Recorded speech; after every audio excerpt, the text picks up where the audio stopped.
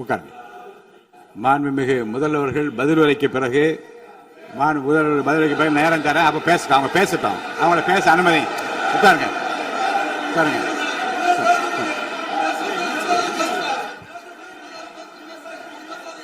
மாண்புமிகு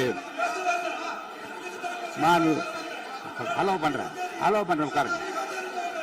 மாண்பு உறுப்பினர்கள் நீங்க இங்க உட்காருங்க, அமைதியா உட்காரு. நீங்க எல்லாம் உட்காருங்க. உட்காருங்க உட்காருங்க. மாண்புமிகு நீங்க எல்லாரும் உட்காருங்க உட்காருங்க உட்காருங்க உட்காருங்க உட்காருங்க. அமைதியா உட்காருங்க. இருங்க உட்காருங்க. அப்புறம் நீங்க என்ன உட்காருங்க. நான் கொடுங்க உட்காருங்க. நான் பாயிண்ட் ஆஃப் ஆர்டர் கொடுங்க. நான் கொடுக்குறேன். உட்காருங்க உட்காருங்க உட்காருங்க உட்காருங்க உட்காருங்க உட்காருங்க உட்காருங்க உட்காருங்க உட்காருங்க உட்காருங்க உட்காருங்க. மாண்புமிகு முதல்வர் அவர்கள் கோர்வையாக நிதானமாக சொல்லிக்கொண்டே இருக்கிறார். நீங்க குறிப்பெடுத்து வைத்துக் கொள்ளுங்கள். பேசி முடித்தவுடன் நான் உங்களுக்கு அவகாசம் தருகிறேன். நீங்க ஒண்ணு சொல்லுங்க, என்ன என்று நீங்க சொல்லுங்க. உங்க சொல்லுகிற வாய்ப்பை நான் உங்களுக்கு தருகிறேன். இப்பொழுது மாண்புமிகு முதலமைச்சர் உங்கள் உரையை தொடரலாம்.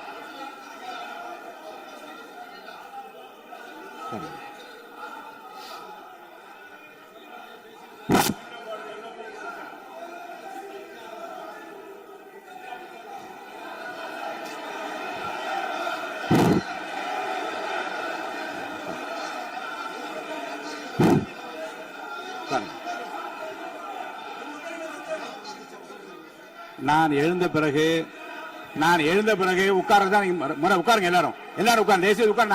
நான் அலோவ் பண்றேன். உட்காருங்க. அமைதியா உட்காருங்க. நான் அலோவ் பண்றேன். அமைதியா உட்காருங்க உட்காருங்க. அங்க இருந்து குரல் கொடுக்காதீங்க. உட்காருங்க.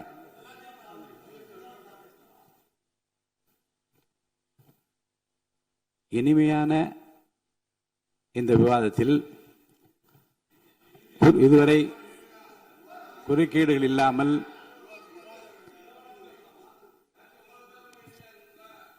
கொஞ்சம் அமைதியா இருங்க. மாண்புமிகு முதல்வர் அவர்கள் பேசி முடித்தவுடன் பாயிண்ட் ஆஃப் ஆர்டர் கேட்டிருக்கேன். நான் அனுமதிக்கிறேன். எதிர்கட்சி தலைவருக்கு மட்டும் நான் அனுமதி தருகிறேன். அவர் எழுந்து பேசலாம். முதலமைச்சர் நீங்க கண்டினியூ பண்ணி முடிக்கலாம். நீ எல்லாரும் எழுந்துச்சீங்கன்னா சரி வராது. உட்காருங்க. நான் சொல்லியிருக்கேன். உட்காருங்க உட்காருங்க உட்காருங்க.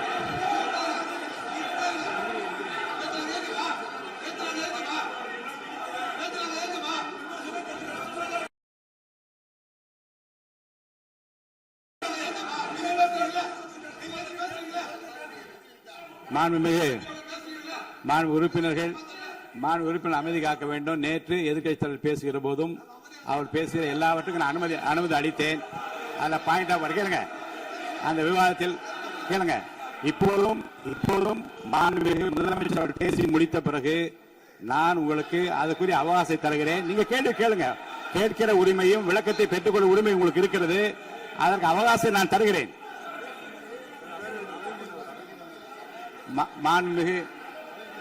மாண்புமிகு உறுப்பினர் அமருங்க. நான் என் தீர்ப்பை சொல்லுகிறேன். மாண்புமிகு முதலமைச்சர் அவர்கள் பேசி முடித்தவுடன் எதிர்க்கட்சி தலைவருக்கு அந்த வாய்ப்பை நான் தருகிறேன். நிச்சயமா அந்த கேள்வி கேட்கலாம். உட்காருங்க எல்லாரும். பேரவை முன்னவர் பேசுங்க. மாண்பு பேரவைத் தலைவர் அவர்களே, இன்று இவர்கள் முயற்சி செய்வது அவர் ஆளுங்கட்சியாக இருக்கின்ற போது இருங்க, நான் சொல்லிடுறேன் பிளீஸ். ஒரே நிமிஷம் நான் சொல்லிடுறேன் பிளீஸ். ஆளும் கட்சியாக இருக்கின்ற போது நீங்கள் சொன்ன ஒரே வார்த்தை, நாங்கள் பேசி முடித்ததற்கு பிறகு குறிப்பிடுத்துவிட்டு நீங்கள் எந்த கேள்வி வேண்டுமானாலும் கேட்கலாம் என்று ஒரு முறையை நீங்கள் பின்பற்றினீர்கள். அதே முறையை இப்போது பின்பற்ற வேண்டும் என்று கேட்டுக்கொள்கிறேன்.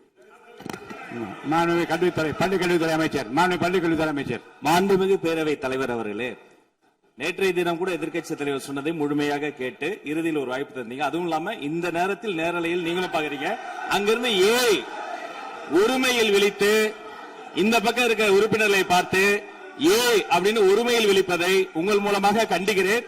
அந்த வார்த்தையை அவை குறிப்பிலிருந்து நீக்கணும். கண்ணியம் காத்து முதல்வர் முழுமையாக பேசுவதை காத்து கண்ணியம் காத்து இந்த சபைக்கு ஒரு மரபு இருக்கிறது, அதை மூத்த உறுப்பினர்கள் பின்பற்றபடி உங்கள் மூலமாக கேட்டுக்கொள்கிறேன். மாண்புமிகு முதலமைச்சர் அவர்கள் உரையை தொடரலாம். நான் தரேன். நான் உறுதியாக மாண்புமிகு முதலமைச்சர் அவர்கள் பேசி முடித்தவுடன் எதிர்க்கட்சி தலைவருக்கு அந்த வாய்ப்பு தரப்படும் என்பதை உறுதியாக சொல்லிவிட்டேன். இடையிலே குறுக்கீடு செய்யாமல் அந்த பேச்சு முழுமையாக பேசி முடிக்க நீங்கள் அனுமதி வழங்க வேண்டும் என்று கேட்டுக்கொள்கிறேன். அமைதியா உட்காருங்க, அவங்க பேசி முடிக்கட்டும், நீங்க கேளுங்க. நான் என்ன சொல்றேன், கேட்கிற உரிமையும் விளக்கத்தை கேட்டு பெற உரிமை உங்களுக்கு இருக்கிறது. ஆனா இடையிலே குறுக்கீடு செய்யாமல் அதை முடிக்கும்படி நான் கேட்டுக்கொள்கிறேன். மாண்புமிகு முதலமைச்சர் அவர்கள் தொடர்ந்து நீங்க பேசலாம்.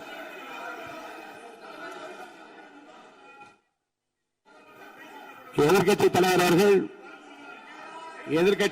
அவர்கள் உங்கள் கட்சியினுடைய உறுப்பினரை அமைதிப்படுத்த வேண்டும் என்று நான் கேட்டுக்கொள்கிறேன். உங்களுக்கு வாய்ப்பு தரவில்லை என்றால் அவர் ஏன் நிற்பதில் நியாயம் இருக்கிறது. வாய்ப்பு தரப்போகிறேன். நான் முதலமைச்சர் அவர்கள் பேசி முடித்தவுடன் உங்களுக்கு வாய்ப்பு தரப்படும். அது வரைக்கும் உங்களுடைய உறுப்பினரை அமைதி காக்க நீங்கள் தான் பார்த்துக் கொள்ள வேண்டும். மாண்புமிகு அவை முன்னவர். மாண்புமிகு பேரவைத் தலைவர் அவர்களே, அவர் அப்போது சொன்னது வேறு, இப்போது நடந்து கொள்கிற முறைகள் வேறாக இருக்கிறது. அன்றைக்கு அவர் சொல்லுகிற போது அமைச்சர் அத்தனை பேரும் பேசி முடித்ததற்கு பிறகு உங்களுடைய கருத்துக்கள் யாராவது மறுபடியும் தெரிவிக்கலாம். இப்போது பின்பற்றினால் நன்றாக இருக்கும். நீங்கள் அதற்காகத்தான் சொன்னீர்கள். முதலமைச்சர் பேசியதற்கு பிறகு எதிர்க்கட்சி தலைவர் அவர்கள் பேசுவதற்கு வாய்ப்பளிக்கிறோம் என்று சொல்லியிருக்கிறார்கள். ஆகவேதான் அந்த வாய்ப்பை நீங்கள்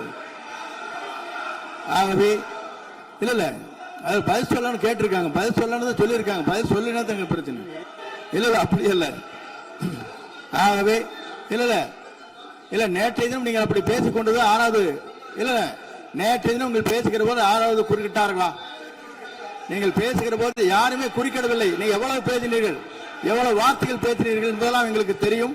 யாருமே அதில் குறுக்கிடவில்லை. இது முதலமைச்சர், எங்கள் முதலமைச்சர் எதிர்க்கட்சி தலைவர் பேசுகிறவர் யாரும் குறுக்கிட வேண்டாம் என்று சொன்னார்கள். அதை நாங்கள் பின்பற்றினோம். ஆனால் இன்றைக்கு நீங்கள் பின்பற்றவில்லை என்றால் வேதனையாக இருக்கிறார். முன்னவர் நேற்று எதிர்க்கட்சி தலைவர் பேசுகிற போது அடுக்கடுக்காக குற்றச்சாட்டுல வைத்தார். இப்போ அதற்குரிய மாண்புமிகு பொதுப்பணித்துறை அமைச்சர்கள் காலையில் அலுவலகத்தை சந்தித்து அவர்கள் சாட்டிய குற்றச்சாட்டுகளுக்கெல்லாம் ஆதாரங்களை எல்லாம் நான் கொண்டு வந்திருக்கிறேன் என்று சொன்னேன். நான் நேற்று அந்த விஷயம் நேற்றோடு முடிந்து விட்டது. ஆதாரங்களை கொடுங்கள்.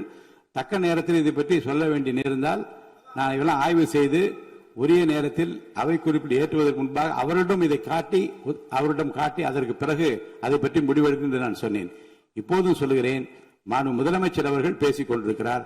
பேசி முடிக்கட்டும். எதிர்க்கட்சி தலைவருக்கு உறுதியாக நான் வாய்ப்பு தருவேன். அவர் கேள்விகளை முன்வைக்கலாம், விளக்கங்களை பெறலாம். இப்போதைக்கு பேரவைத் தலைவர் என்ற முறையில் என்னுடைய முடிவு இதுதான். அவையில் இருக்கக்கூடிய உறுப்பினர்கள் அமரும்படி நான் கேட்டுக்கொள்கிறேன். நான் முதலமைச்சர் அவர்கள் பேச வேண்டிய போ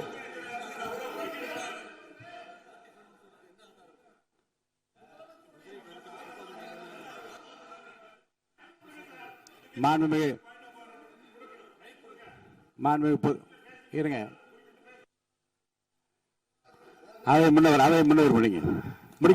பேரவைத் தலைவர் அவர்களே, நேற்றைய தினம் நீங்கள் முழுமையாக பேசினீர்கள். உங்கள் பேச்சுக்கள் எப்படி இருந்தது என்பதும் நாடறியும். இருந்தாலும் கூட நாங்கள் அமைதியாக இருந்தோம். இல்ல நீங்க இருங்க, ஒவ்வொரு வார்த்தைக்கு இருங்க. நீங்க மின்வெட்டையில நீங்க சொன்னீங்க, உங்களுடைய முன்னாள் அமைச்சர் ஆற்காடு வீராசாமி இருக்கிற போது மின்வெட்டால் தான் நாங்கள் ஆட்சியே மாறியது என்றெல்லாம் சொன்ன கதையெல்லாம் இருக்கு. அதெல்லாம் சொன்னோம்னாங்க, நாங்களே அமைதியா இருந்தோம். அதுக்காக நீ தயவு செய்து எதிர்க்கட்சி தலைவருக்கு வாய்ப்பளிக்கிறார்கள். அந்த வாய்ப்பை நீங்கள் அவர் முதலமைச்சர் பேசியதற்கு பிறகு பேசினால் அழகாக இருக்கும். அவை முன்னர் பள்ளிக்கல்வித்துறை அமைச்சர். மாண்புமிகு பேரவைத் தலைவர் அவர்களே, அவர் ஒரே ஒரு வார்த்தையை தான் சொன்னார். பார்ட்டி ஃபண்ட் என்ற வார்த்தையை கேட்டு எதிர்க்கட்சி நண்பர்கள் கோபப்படுகிறார்கள். ஆனால் அதன் மீது உங்களுக்கு பாயிண்ட் ஆஃப் ஆர்டர் தருவதாகவும் நீங்கள் சட்டப்பேரவைத் தலைவர் சொல்கிறீர்கள். நேற்றைய தினம் இதே போல வெற்றி தலைவர் அவர்களினுடைய வழிகாட்டில் வளர்ந்த நாங்கள் சகிப்புத்தன்மையோடு அவர்கள் பல வார்த்தைகள் சொன்னார்கள். புதிதாக சோஃபா மாடல் என்றார்கள், குதிரை பேரம் என்றார்கள், எத்தனையோ வார்த்தைகள் சொன்ன போது சகிப்புத்தன்மையோடு அதை கேட்டு பொறுமையாக இருந்தோம். இவர்கள் குதிரை பேரம் எல்லாம் அவைக்குள் நீக்கப்பட்டு விட்டது. சரி, சோஃபா மாடல் என்று சொன்னார்கள். ஆதாரம் கேட்டு இப்படி எழுந்து நாங்கள் கொந்தளிக்காமல் ஒரு சட்டமன்றத்தில் ஒரு உறுப்பினர் எப்படி நடந்து கொள்ள வேண்டும் என்பதற்கு எடுத்துக்காட்டாக தமிழக வெற்றி கழகத்தின் உறுப்பினர்கள் நடந்து கொண்டார்கள். இப்போது மதிப்பிற்குரிய எதிர்க்கட்சி தலைவர் அவர்களே, உங்களூடாக நான் கேட்பது என்னவென்றால், அவர்களினுடைய கட்சி உறுப்பினர்களை அவர் அமைதிப்படுத்தி முதல்வர் அவர்கள் உரையை முழுமையாக கேட்டு சகிப்புத்தன்மைக்கு சட்டமன்றத்தில் இந்த பக்கம் மட்டுமல்ல அந்த பக்கமும் எடுத்துக்காட்டாக இருப்பதற்கு அவர் வழிவகை செய்ய வேண்டும் என்று உங்கள் மூலமாக கேட்டுக்கொள்கிறேன். பொதுப்பணித்துறை அமைச்சர்.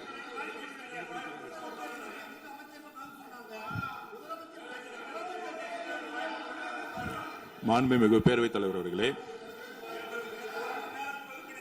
திராவிட முன்னேற்ற கழகம் முதல் நாளில் இந்த சபையுடைய மரபையும் பாரம்பரியத்தை பற்றியும் நமக்கு வகுப்பெடுத்தார்கள். அந்த மரபுப்படி எங்களுடைய தலைவருடைய வழியில் இந்த சட்டசபையுடைய நிகழ்வுகளில் நாங்கள் கலந்து கொண்டிருக்கிறோம். நேற்று எதிர்க்கட்சி தலைவர் பேசும் பொழுது எவ்வளவோ வார்த்தைகள் உண்மைக்கு புறம்பாக சட்டத்திற்கு எதிராக ஒரே நிமிஷம் பேசுறேன். சட்டத்திற்காக பேசும் பொழுது நாங்கள் அமைதி